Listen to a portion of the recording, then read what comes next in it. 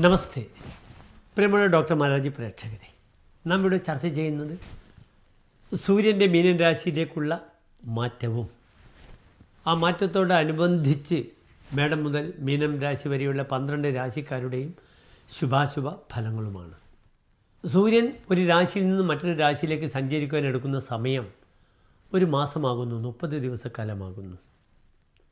മറ്റ് ഗ്രഹങ്ങളെല്ലാം തന്നെ ഇതിൽ വളരെയധികം വ്യത്യാസങ്ങളുണ്ട്.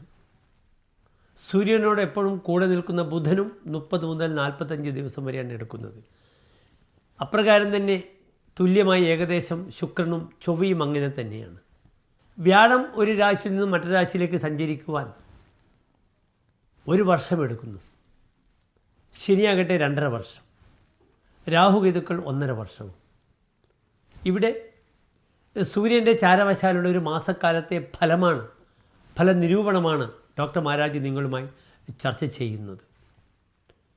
1200 കുംഭമാസം 30-ാം തീയതി, അതായത് 2025 മാർച്ച് മാസം 14-ാം തീയതി വെള്ളിയാഴ്ച ഉദ്ദേശം വൈകിട്ട് 6:30 കുംഭമാസത്തിൽ നിന്നും മീനമാസത്തിലേക്ക് സൂര്യൻ്റെ പ്രയാണം.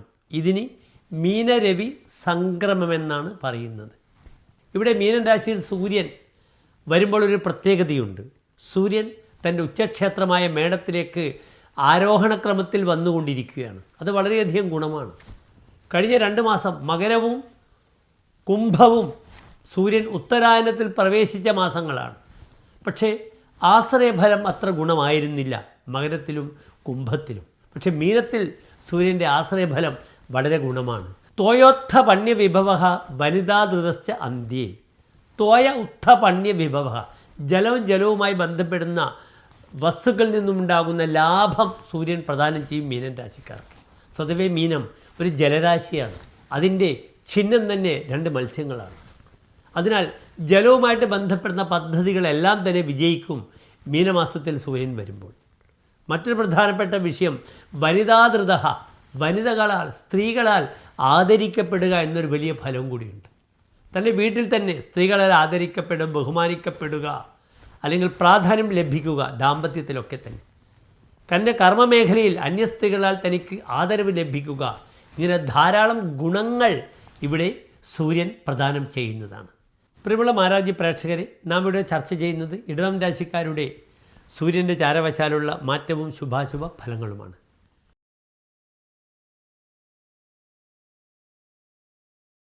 കാർത്തിക നക്ഷത്രത്തിൻ്റെ അവസാനത്തെ 45 നാഴിക, രോഹിണി മകര നക്ഷത്രത്തിൻ്റെ ആദ്യത്തെ 30 നാഴിക വരുന്ന 2.25 നക്ഷത്ര സമൂഹമാകുന്നു ഇടവൻ രാശി.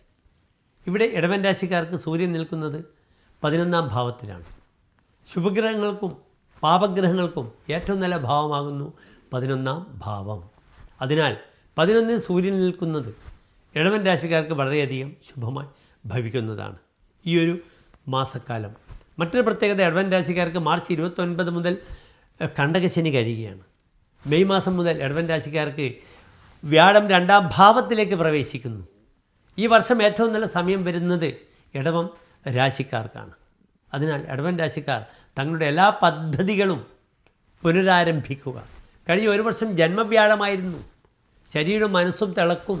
അനാവശ്യമായി പ്രതിവാദങ്ങളും പ്രയാസങ്ങളും ഉണ്ടാകും. തൻ്റെ സാമ്പത്തിക രംഗം വളരെ മോശമാകും. തൻ്റെ പൊസിഷന്, പദവിയിൽ നിന്നും ഡിസ്പ്ലേസ്മെൻറ്റ് വരുന്ന സമയമായിരുന്നു. അതിൽ നിന്നും തുലോം വിഭിന്നമായി ഇതാ സൂര്യൻ 11-ാം ഭാവത്തിലേക്ക് വരുന്നു. സൂര്യൻ ഏതെല്ലാം ഭാവങ്ങളുടെ ആധിപത്യമുള്ള ഗ്രഹമാണെന്ന് നിങ്ങൾ ചിന്തിക്കണം. സൂര്യൻ 4-ാം ഭാവാധിപനാകുന്നു. 4-ാം ഭാവം എന്താണ്? അമ്മ, അമ്മാവന്മാർ, മരുമക്കൾ, തൻ്റെ ഇരിപ്പിടം, വാഹനം, തൻ്റെ ഗൃഹം, കിണർ, വെള്ളം, ഇതൊക്കെ ചിന്തിക്കേണ്ടുന്ന ഭാവമാകുന്നു.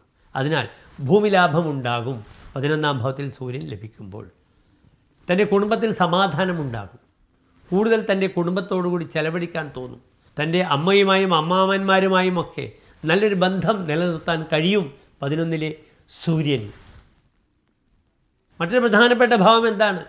4-ാം ഭാവം വാഹനമാണ്. വാഹനം വാങ്ങേണ്ടുന്ന അവസ്ഥ സംജാതമാകും. കിണർ ഒഴിക്കുക, വീടിൻ്റെ നിർമ്മാണ പ്രവർത്തനങ്ങൾ ആരംഭിക്കുക, ഇതൊക്കെ തന്നെ ഈ 4-ാം ഭാവാധിപനായ സുഖമാണ്. 4-ാം ഭാവം സുഖാധിപനായ ഗ്രഹം ലാഭസ്ഥാനത്ത് നിൽക്കുന്നു.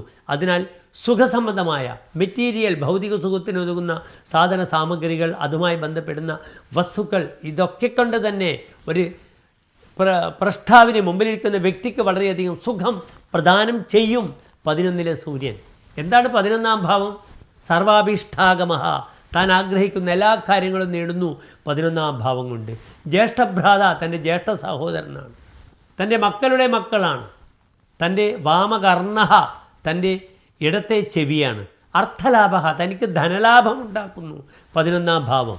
11-ൽ ശുഭഗ്രഹങ്ങളും പാപഗ്രഹങ്ങളും വളരെ നല്ലതാണ്. 11-ാം ഭാവം ജ്യോതിഷത്തിൽ ഉപജയഭാവമാകുന്നു, വർധനവുണ്ടാകുന്ന ഭാവമാകുന്നു. ഏതൊക്കെയാണ് ഉപജയഭാവങ്ങൾ? 3, 6, 11. ഈ ഭാവങ്ങളിൽ ശുഭഗ്രഹങ്ങളും പാപഗ്രഹങ്ങളും നിന്നാൽ വളരെയധികം നല്ലതാണ്. അതിനാൽ 11-ലെ സൂര്യൻ വളരെയധികം പ്രദാനം ചെയ്യും. സലാഭ എന്നാണ് ഹോരാചാര്യർ ഫലം പറഞ്ഞിരിക്കുന്നത്. സലാഭ ലാഭേന സഹ വർത്തത ഇതി സലാഭ, നല്ല ലാഭത്തോടുകൂടി ഇരിക്കുന്നത്. ചമത്കാര ചിന്താമണിയിൽ ഇപ്രകാരം പറഞ്ഞിരിക്കുന്നു: രവസംഭവേ സംജ ലാഭോപയാതെ നൃപദ്വാരതോ രാജമുദ്രാധികാരാത്. 11-ൽ സൂര്യൻ നിൽക്കുമ്പോൾ രാജാവിൻ്റെ മുദ്ര, അംഗീകാരം, ചിഹ്നം ലഭിക്കുന്നു. രാജാവിൽ നിന്നും തനിക്ക് വരവ് ലഭിക്കുന്നു. അതിനാൽ പലർക്കും സർക്കാർ സംബന്ധമായ തീരുമാനങ്ങളിലൊക്കെ തന്നെ തനിക്കൊരു പ്രാധാന്യം കൈവരും. തനിക്ക് പുതിയ പദവി ലഭിക്കും. താൻ ആഗ്രഹിക്കുന്ന പദവിയിൽ എത്തിച്ചേരും. ഇടവം രാശിക്കാർ ആ പ്രാധാന്യത്തെയാണ് കാത്തിരിക്കേണ്ടത് ഈ ഒരു മാസക്കാലം. അതിനാൽ വളരെ അനുകൂലമായി ഈ ഒരു മാസത്തെ കാത്തിരിക്കുക. പ്രതാപാനലെ ശത്രവ സമ്പദന്തി, തൻ്റെ പ്രതാപമാകുന്ന അഗ്നിയിൽ തൻ്റെ ശത്രുക്കൾ വെണ്ണീറാകും. അതിനാൽ ശത്രു സംഹാരത്തിന് പറ്റിയൊരു മാസമാകുന്നു. താൻ അറിയാതെ തൻ്റെ ശത്രുക്കൾ തൻ്റെ മുന്നിൽ വന്ന് തന്നോട് മാപ്പപേക്ഷിക്കുക, തെറ്റിയ പറ്റുകൾ തുറന്നു പറയുക. അതിനാൽ ശത്രു നിഗ്രഹണത്തിന് അനുകൂലമായ സമയമാകുന്നു. തൻ്റെ മുമ്പിൽ ശത്രുക്കൾ വരാത്തൊരവസ്ഥ സംജാതമാകും. ഇടവൻ രാശിക്കാർക്ക് സ്ത്രീയോനേകത, തനിക്ക് പല രീതിയിലുള്ള വരവുണ്ടാകുന്നു. തൻ്റെ ശമ്പളത്തിന് പുറമെ പല രീതിയിലുള്ള വരവുകൾ വരുന്നു. അതിനു പുറമെ ഒരു സപ്പോസ് എ പെൻഷനർ, അദ്ദേഹത്തിന് പോലും 11-ൽ സൂര്യൻ നിൽക്കുമ്പോൾ അദ്ദേഹത്തിന് പുതിയ ചില ഉത്തരവാദിത്തങ്ങൾ അദ്ദേഹത്തിൻ്റെ ലൈഫിലേക്ക് വരുന്നു. അദ്ദേഹത്തിന് സമാജത്തിൽ, സമൂഹത്തിൽ പ്രാധാന്യം കൈവരും 11-ലെ സൂര്യൻ. അതാണ് സൂര്യൻ. എന്താണ് സൂര്യൻ്റെ ധർമ്മം? താതശ്ചാത്മപ്രഭാവ, തൻ്റെ പിതാവും തൻ്റെ വ്യക്തിത്വം പ്രഭാവമാകുന്നു സൂര്യൻ. തൻ്റെ പേഴ്സണാലിറ്റി, ഇൻഡിവിജ്വാലിറ്റിയാണ് സൂര്യൻ.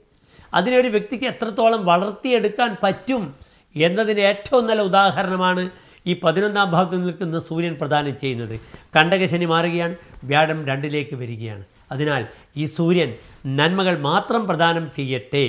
ദുഃഖം അങ്കൊദ്ഭവാനാം, സന്താനങ്ങളെപ്പറ്റി ദുഃഖമുണ്ടാകുമെന്നൊരു ഫലം പറഞ്ഞിട്ടുണ്ട്. അതിനാൽ സന്താന വിഷയത്തിൽ ജാഗ്രത പാലിക്കുക. പലപ്പോഴും സന്താനങ്ങൾക്ക് യാത്ര ചെയ്യുമ്പോൾ അവരുമായി എന്ത് ചെയ്യും, ആ ഇൻറ്റിമസി നഷ്ടപ്പെടുമ്പോഴുണ്ടാകുന്ന മാനസിക പ്രയാസങ്ങളാകാം. അല്ലെങ്കിൽ 5-ാം ഭാവത്തിലേക്ക് സൂര്യൻ്റെ ദൃഷ്ടി ഉണ്ടാകുമ്പോൾ സന്താന വിഷയത്തിലേക്ക് ചില ക്ലേശങ്ങൾ, പ്രയാസങ്ങൾ, രോഗാദി അരിഷ്ടതകൾ സംഭവിക്കാവുന്ന സമയമാണ്. അപ്രകാരം തന്നെ 11-ാം ഭാവത്തിൽ നിൽക്കുന്ന ഗ്രഹം തൻ്റെ മക്കളുടെ മക്കളാണ്. ഗ്രാൻഡ് ചിൽഡ്രൻ, തൻ്റെ മക്കളുടെ മക്കൾക്ക് പെട്ടെന്ന് അസ്വസ്ഥത ഉണ്ടാവുക. അപ്പോൾ പ്രായമുള്ള മുത്തശ്ശനും മുത്തശ്ശിയും മാതാപിതാക്കൾ പെട്ടെന്ന് വേവലാതിപ്പെടുന്ന ഒരവസരവും കൂടിയാണ്. അതിനാൽ ചെറുമക്കളാണെങ്കിൽ അവരുടെ പേരിൽ കർഗഹോമം ചെയ്യുക.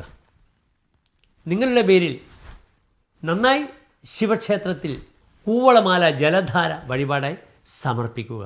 എല്ലാ പ്രിയപ്പെട്ട ഇടവൻ രാശിക്കാർക്കും ഒരു ശോഭനമായ ഒരു മാസക്കാലം ആത്മപ്രഭാവകാരകനായ സൂര്യൻ നൽകട്ടെ എന്ന് പ്രാർത്ഥിച്ചുകൊണ്ട് തൽക്കാലം വിരമിക്കുന്നു. നന്ദി, നമസ്കാരം.